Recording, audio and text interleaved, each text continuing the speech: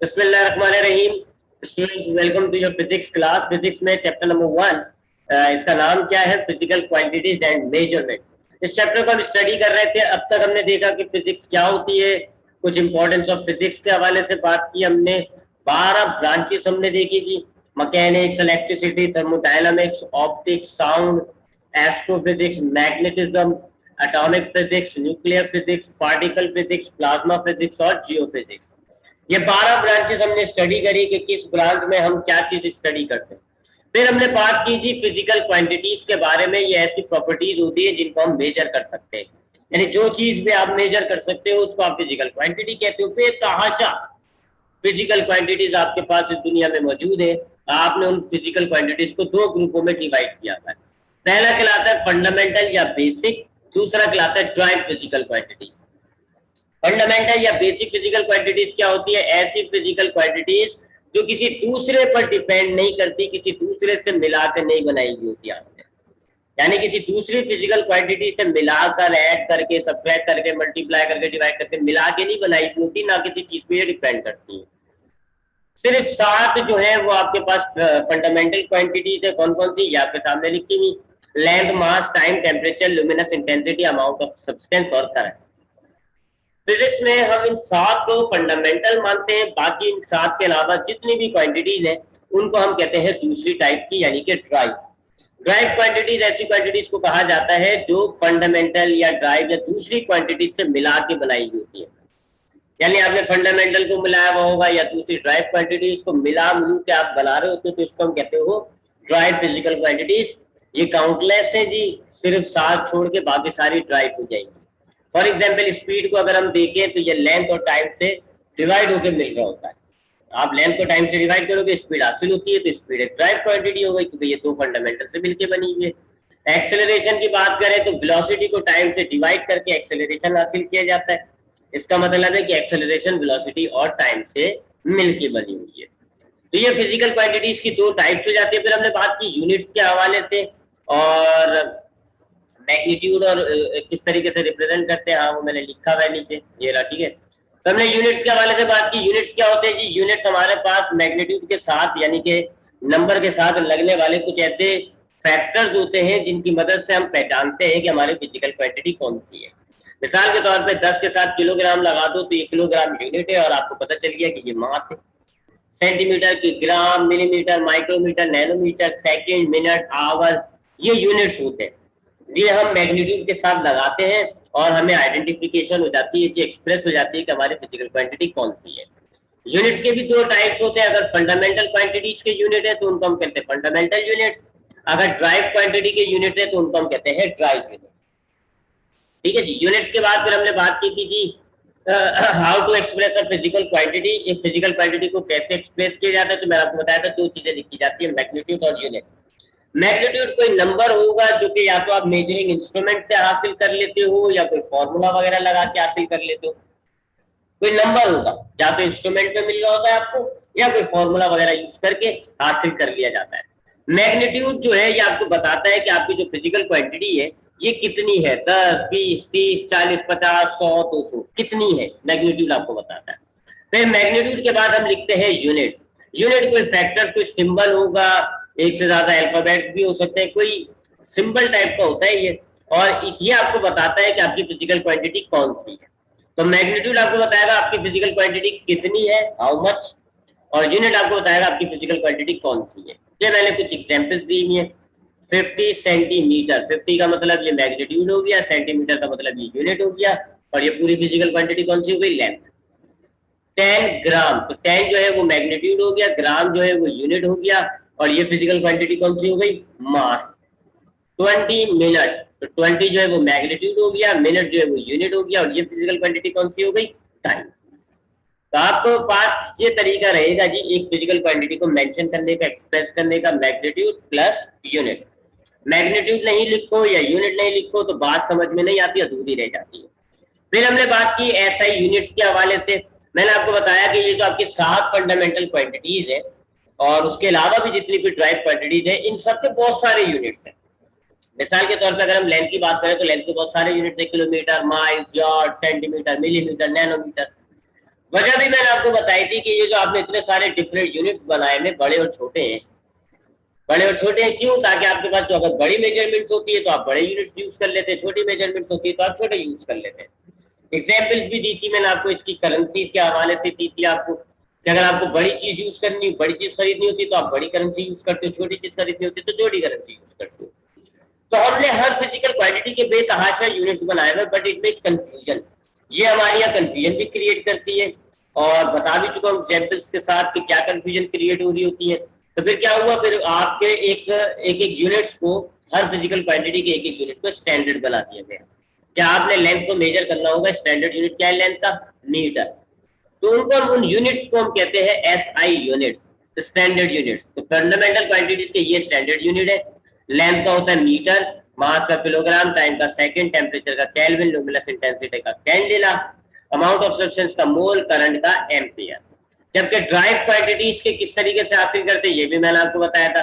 Drive quantity का formula लें, उसमें जो फिजिकल क्वांटिटीज है उनके यूनिट्स डाल दें आप, आपको बताया जाएगा ड्राइव क्वांटिटी का स्टैंडर्ड यूनिट क्या है। तो हर एक फिजिकल क्वांटिटी का एक स्टैंडर्ड यूनिट होगा, हम स्टैंडर्ड यूनिट में ही रखेंगे। हम कैलकुलेशन कुछ भी करें, हमने एंड में स्टैंडर्ड यूनिट में रखना होगा अपने आंसर को। तो हम ना सिर्फ मैग्नीट्यूड लिखेंगे, यूनिट लिखेंगे, बल्कि इस यूनिट को स्टैंडर्ड भी बनाएंगे। देखो ना 50 सेंटीमीटर है, लेकिन लेंथ का यूनिट जो है स्टैंडर्ड यूनिट वो सेंटीमीटर नहीं है, वो मीटर है। हम क्या करेंगे, उसको कन्वर्ट करेंगे मीटर के अंदर। ये 50 सेंटीमीटर 100 से डिवाइड होगा और ये हो जाएगा 0.5 मीटर। तो जाके हम मुतमईन होंगे कि हमने अपना स्टैंडर्ड यूनिट कर दिया। ये हो जाता है जी एसआई यूनिट। फिर हमने बात करी मेजरिंग इंस्ट्रूमेंट की। मैंने आपको बताया कि ये जो आप मैग्नीट्यूड हासिल कर रहे हो, दो तरीके होते हैं मैग्नीट्यूड हासिल करने के, या तो कोई फॉर्मूला लगा लिया जाता है, या इंस्ट्रूमेंट अगर होंगे आपके पास तो उन इंस्ट्रूमेंट की मदद से आप निकाल लेते हो। तो हमने तीन चार चीजों के इंस्ट्रूमेंट को देखना है कि सबसे पहले लेंथ के इंस्ट्रूमेंट को देखेंगे हम। लेंथ का जो इंस्ट्रूमेंट हमारे पास मौजूद है जी, जो सबसे कॉमन तरीन इंस्ट्रूमेंट होते हैं मेजरिंग इंस्ट्रूमेंट फॉर लेंथ, वो कौन कौन से जी? स्केल है, वर्नियर कैलिपर है और माइक्रोमीटर स्क्रू गेज है। स्केल सबसे कॉमन होता है, आपके घरों में मौजूद होता है। स्केल जो है प्लास्टिक का भी हो सकता है जो आप इस्तेमाल करते हैं, इंची टेप को भी आप स्केल कह सकते हो। स्केल, ये जो वैल्यूज आपके सामने आगे लिखी हुई, ये है लीस्ट काउंट। लीस्ट काउंट का मतलब होता है कि आप किसी भी मेजरिंग इंस्ट्रूमेंट से सबसे कम क्या वैल्यू मेजर कर सकते हैं। क्या बच्चे अभी भी आवाज क्लियर नहीं आ रही क्या?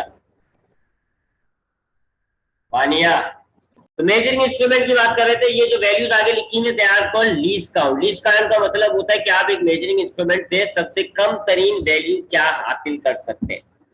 लीस्ट काउंट का मतलब होगा कि ये सबसे कम मेजरमेंट इस इंस्ट्रूमेंट से ली जा सकती है।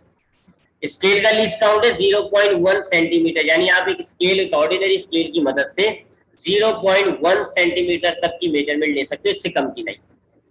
वर्नियर कैलिपर का देखिए जी, स्क्रू लीस्ट काउंट कितना है 0.01, यानी कि इसमें आप जो मेजरमेंट ले सकते हैं वो 0.01 सेंटीमीटर तक की है, इससे कम की नहीं ले सकते। इससे कम की अगर लेनी है तो आपके पास तीसरा इंस्ट्रूमेंट कौन सा है? Micrometer screw gauge. इसका लीस्ट काउंट होता है 0.001 सेंटीमीटर। ये तीन आपके पास मेजरिंग इंस्ट्रूमेंट है फॉर लेंथ।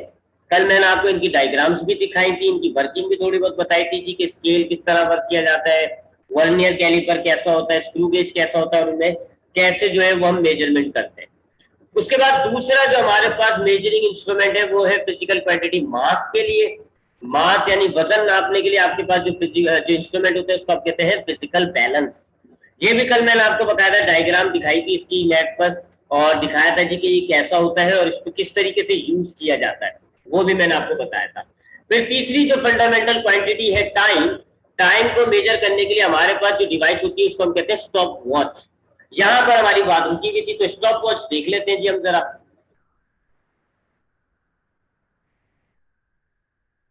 ठीक है, स्टॉप वॉच में आपको दिखा देता हूँ, चले। स्टॉप वॉच दो किस्म की होती है। स्टॉप वॉच, पहली बात तो याद रखिएगा। स्टॉप वॉच आपकी स्क्रीन आ रही है ना, नजर देख लीजिएगा, अगर स्क्रीन आपको नजर आ रही है। ठीक है, अगर नजर ना आ रही हो तो मुझे बता दिएगा, इसको नहीं आ रहा। हाँ। तो ये स्टॉप वॉच आपके सामने स्क्रीन पे मौजूद है जी। स्टॉप वॉच क्या है जी? एक ऐसा इंस्ट्रूमेंट होता है जिसके जरिए हम टाइम को मेजर करते हैं। टाइम को मेजर करने के लिए ये इंस्ट्रूमेंट होता है जी। दो किस्म की स्टॉप वॉच होती है, एक कहलाती है एनालॉग, एक कहलाती है डिजिटल। एनालॉग स्टॉप वॉच है जी कौन सी, ये वाली, ये एनालॉग होती है जिसके अंदर टाइम हमारा ऐसे सुई की मदद से आ रहा होता है, सुई होगी जी, और इस सुई की मदद से हम अपने टाइम को नोट करते हैं।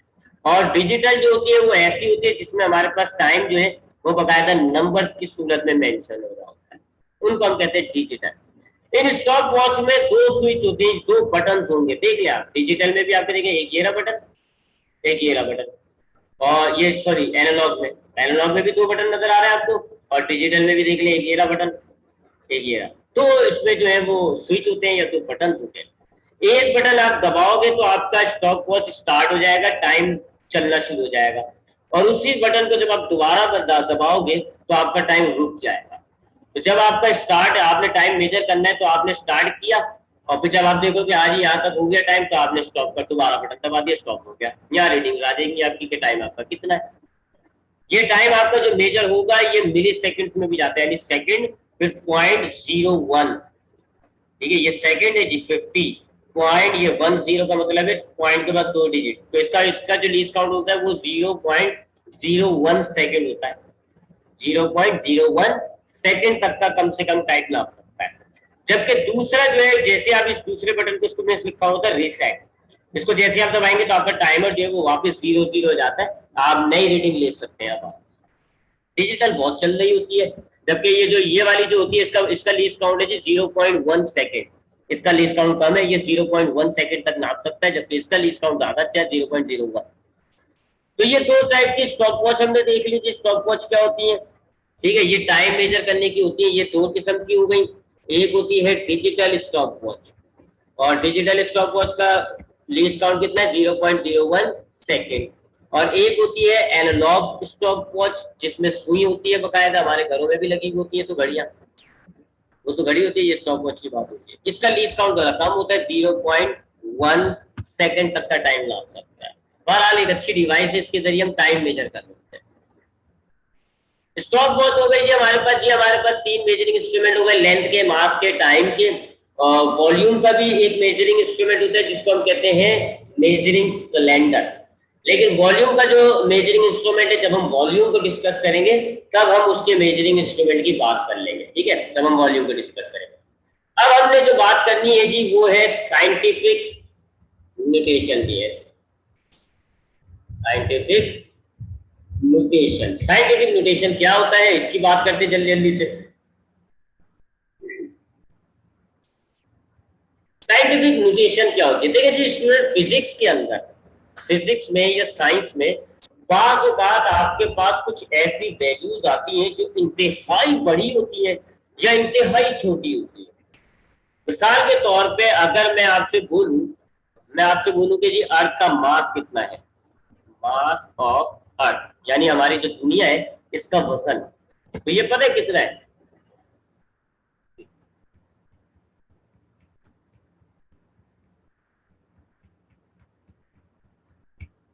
ये है जी आपकी अर्थ का मास, देख रहे हो कितना बड़ा आपकी दुनिया का वजन है, ये बहुत बड़ा नंबर है, बहुत बड़ी वैल्यू है। इसी तरीके से छोटी वैल्यूज भी होती है, मिसाल के तौर पे हमसे बोला जाए कि चार्ज ऑफ इलेक्ट्रॉन बताया जाए, तो चार्ज ऑफ इलेक्ट्रॉन कितना होगा जी, एक अंदाजन मैं बता देता हूँ 1.6,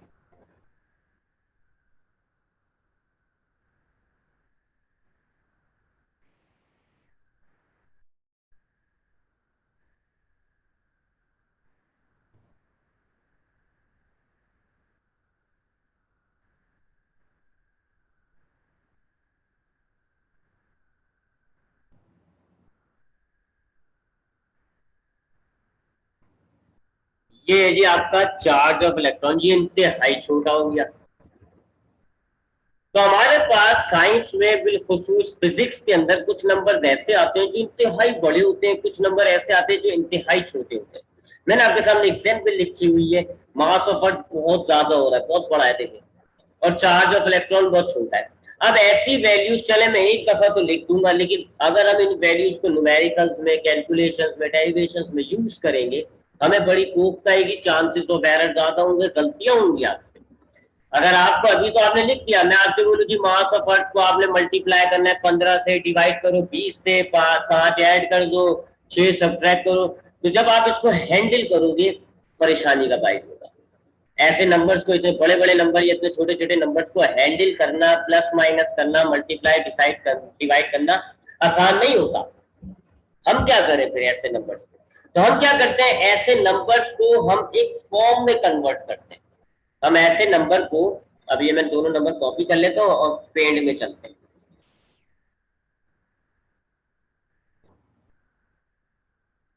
दूसरा नंबर भी कॉपी कर लूँ, फिर हम दूसरे सॉफ्टवेयर पे चलते हैं। ये जो हमारे पास ऐसे इतने बड़े बड़े नंबर होते हैं ना, ये जो इतने बड़े बड़े नंबर हैं, हम क्या करते हैं, हम इन नंबर्स को एक फॉर्म में लेकर आते हैं, एक नई शक्ल बना देते हैं इसको, और उस शक्ल के अंदर हमें इसको सॉल्व करना आसान होता है।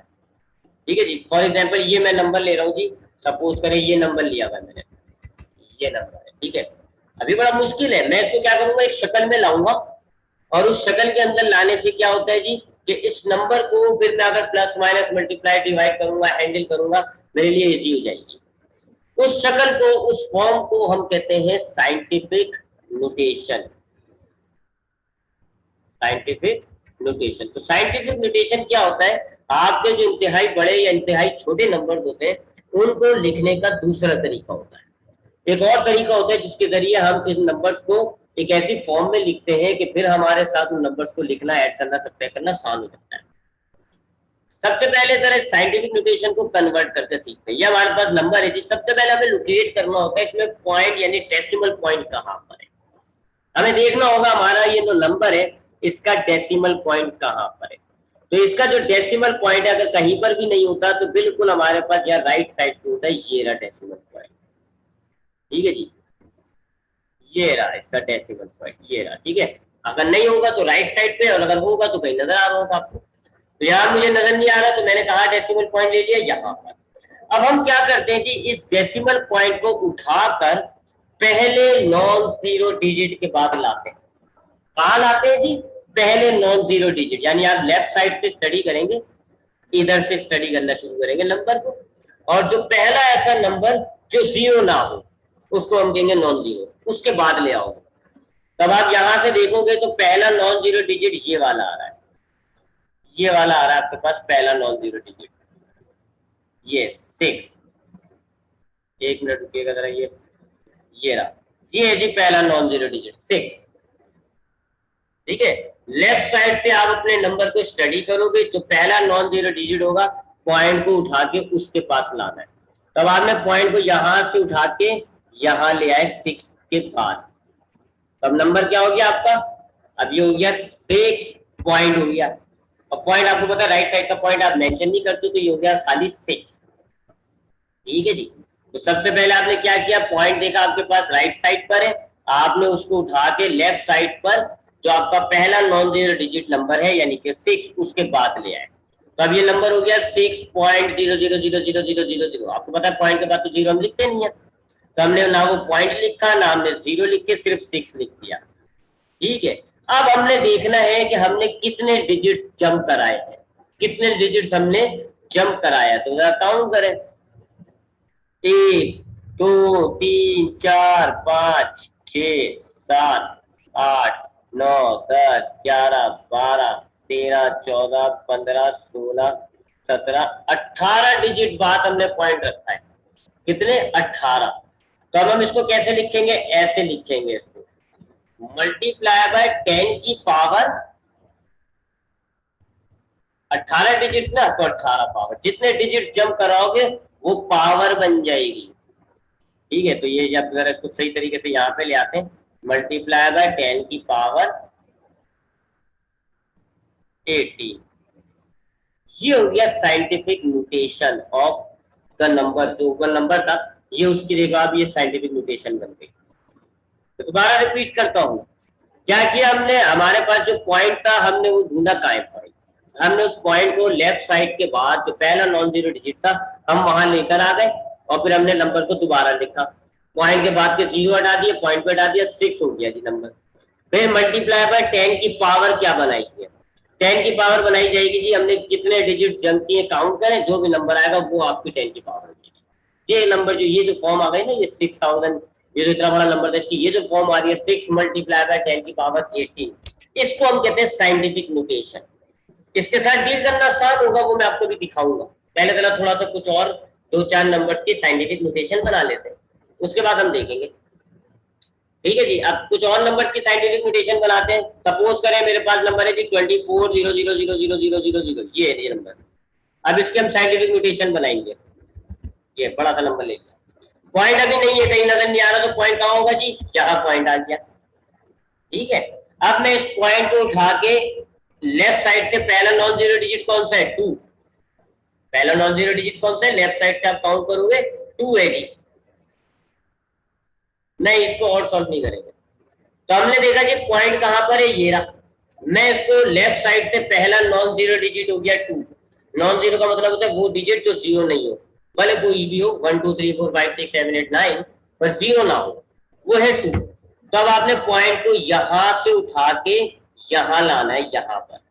चलिए जी, ये लिया है मैं पॉइंट। नंबर क्या हो गया 2.4। नंबर क्या हो गया 2.4 मल्टीप्लाई बाय 10 की पावर 10 की पावर। अब पावर कैसे कैलकुलेट करेंगे जी, काउंट कर ले, 1 2 3 4 5 6 7 8 9 10 11 12 डिजिट आ रहे हैं दोनों पॉइंट्स के बीच में। 12 डिजिट आपने जब किया तो 12 10 की पावर हो जाएगी। 10 की पावर क्या हो जाएगी 12। ये इसकी साइंटिफिक नोटेशन होगी। ठीक है जी, आप चाहो तो ये पॉइंट को हटा दो, चाहो तो रखे दो, मर्जी आपकी। एक और लेते हैं, और एग्जाम्पल लेते हैं जी जरा। अब पॉइंट रख लेते हैं जरा। अब हम लेते हैं जी 3 4 5.6 7 8 9 10। ये हटा देते हैं, ई और आर गलत आ गया, बाकी नंबर आके ये आ गया। ठीक है, now we have a point. अब हमारे पास पॉइंट है, हमने लेफ्ट साइड से पहले नॉन जीरो डिजिट्स के बाद लाना है ना।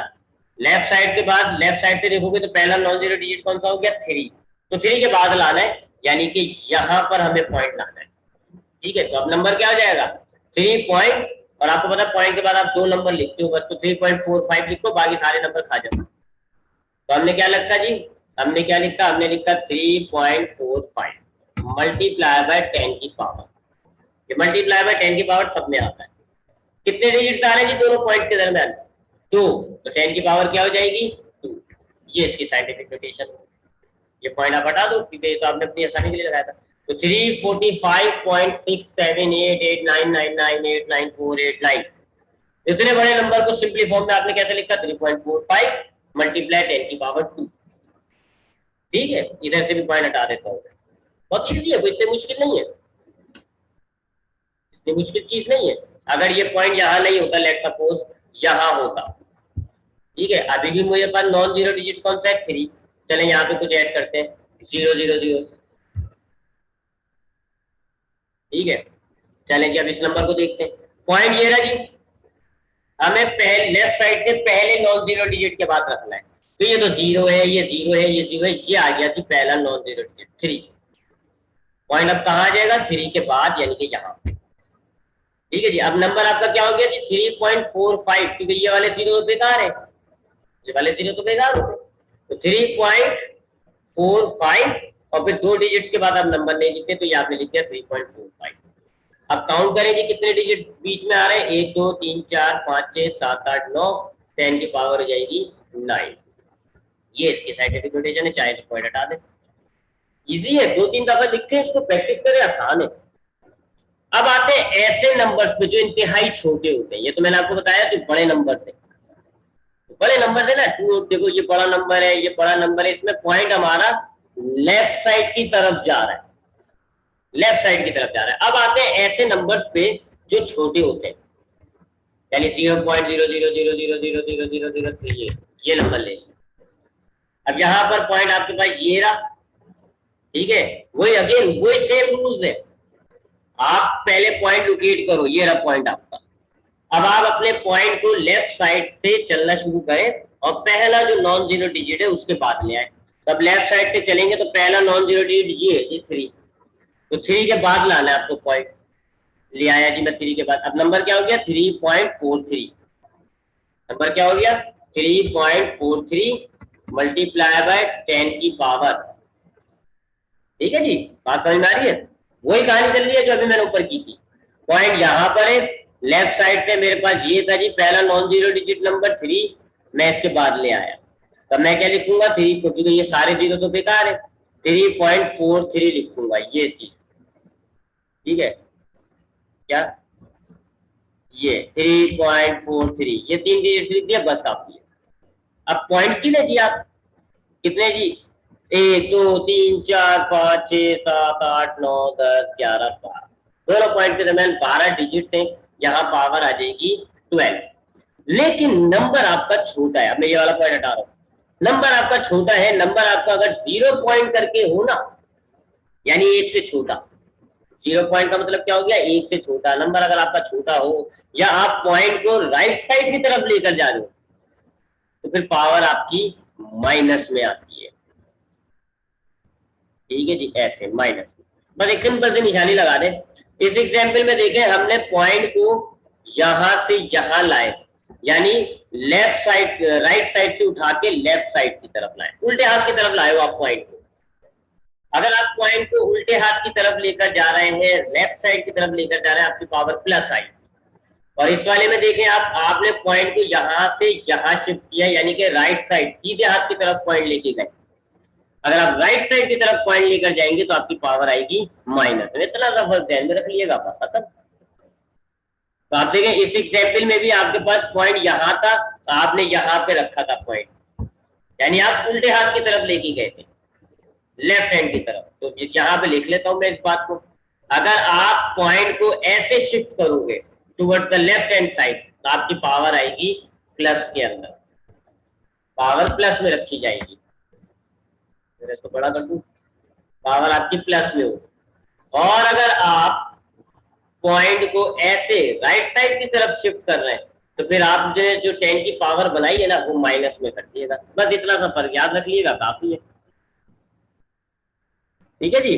तो that is the scientific mutation. Scientific mutation क्या होता है कि हमारे पास जो बड़े बड़े नंबर होते हैं, जैसे कि मास ऑफ अर्थ हो गया, चार्ज ऑफ अर्थ हो गया, चार्ज ऑफ इलेक्ट्रॉन हो गया, सॉरी, इनको एक और तरीके से लिखना साइंटिफिक म्यूटेशन कहलाता है। साइंटिफिक म्यूटेशन के जरिए हम आसानी से नंबरों को सॉल्व कर लेते हैं, आसानी से।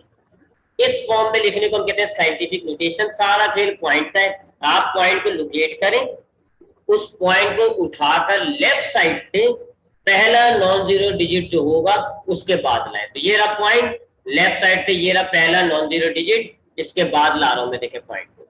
अब आप नंबर को दोबारा लिख के पॉइंट समय, तो ये हो जाएगा 2.4, ठीक है, 2.4 क्या आपने लिखा, मल्टीप्लाई बाय 10 की पावर, दोनों पॉइंट्स के दरमियान देखें जितने डिजिट होंगे उतनी 10 की पावर हो जाएगी। और एक बात याद रखिएगा, अगर आपने पॉइंट को लेफ्ट साइड की तरफ मूव किया है तो पावर प्लस आएगी, राइट साइड की तरफ मूव किया है तो पावर माइनस में रखा जाएगा, ठीक है जी। अब अगर हम ये चीज देखना चाहें कि क्या इससे वाकई में कैलकुलेशन आसान होती भी है या मैं अपने पास से कह रहा हूं, तो let me give you the example. मैंने आपसे कहा ना कि साइंटिफिक म्यूटेशन को इस्तेमाल करने से क्या होता है, हमारे लिए कैलकुलेशन आसान हो जाती है। तो चलें इसकी एग्जांपल लेते हैं। सपोज करें कि मेरे पास एक नंबर है 3450000000000 और मुझसे कहा जाता है इसको मल्टीप्लाई करो 642300000000। अब मेरे लिए तो मल्टीप्लाई करना इन्हीं फॉर्म में मल्टीप्लाई करूंगा तो मुश्किल होगा, हालांकि मेरे लिए तो कैलकुलेटर भी शायद हार मान जाएगा, मैं नहीं कर सकता इसको मल्टीप्लाई, इतने बड़े बड़े नंबर है, मुझे डर लग रहा है इसको मल्टीप्लाई करते थे। व्हाट कैन आई डू, मैं इन दोनों नंबर्स को साइंटिफिक म्यूटेशन में लाऊंगा। और मैं पहले ही बता चुका हूं कि साइंटिफिक म्यूटेशन में लाने से फायदा क्या होता है, हमारे लिए कैलकुलेशन आसान हो जाती है। तो चले साइंटिफिक म्यूटेशन में लाते हैं इसको। पहले इस वाले नंबर की साइंटिफिक म्यूटेशन बनाते हैं, इस वाले नंबर की। पॉइंट कहां पर है, यहां पर। पॉइंट हमें कहां लेकर आना है जी, लेफ्ट साइड से पहला नॉन जीरो डिजिट यानी कि 3 के बाद यहां लाना है। अब नंबर क्या हो जाएगा हमारे पास, क्या हो जाएगा 3.45 मल्टीप्लाई बाय 10 की पावर। अब हम देखेंगे डिजिट्स कितने, 1 2 3 4 5 6 7 8 9 10 11 12 13 14 15, 15 डिजिट मूव किया है, पावर हो जाएगी 15। क्योंकि पॉइंट को मैं लेफ्ट साइड की तरफ लेकर गया हूं, पॉइंट यहां था, मैं लेफ्ट साइड की तरफ लेके गया हूं, तो पावर आ गई प्लस, ठीक है। यह मैंने पहले नंबर को साइंटिफिक नोटेशन में कन्वर्ट कर दिया। आगे बढ़ते हैं जी, अब हम दूसरे नंबर को लेकर आते हैं, इसको साइंटिफिक नोटेशन में कन्वर्ट करते हैं। इसको वही 3-4 स्टेप। पॉइंट कहां पर है, पहला स्टेप तो कहां पर है जी पॉइंट, यहां पर इधर। दूसरा स्टेप होता है जी कि कहां पर लेकर जाना है, तो देखिए जी लेफ्ट साइड से पहला नॉन जीरो डिजिट 6 है, यहां लेकर आना। फिर आपने नंबर को दोबारा लिखना होता है। अब हम नंबर लिखेंगे, क्या हो गया नंबर 6.42 मल्टीप्लाई बाय 10 की पावर।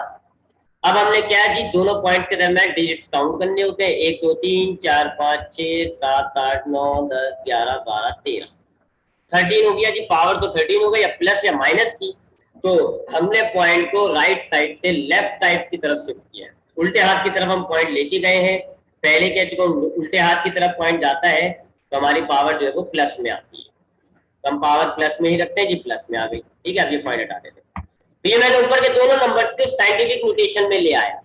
अब हम इसको कैलकुलेट कैसे करेंगे जी, ये जो आपके पॉइंट वाले नंबर है ना, डेसिमल वाले नंबर है, इनको आपस में मल्टीप्लाई कर दें, यानी कि 3.45 मल्टीप्लाई हो जाएगा 6.42 से। ठीक है, ये आपस में मल्टीप्लाई हो जाएगा।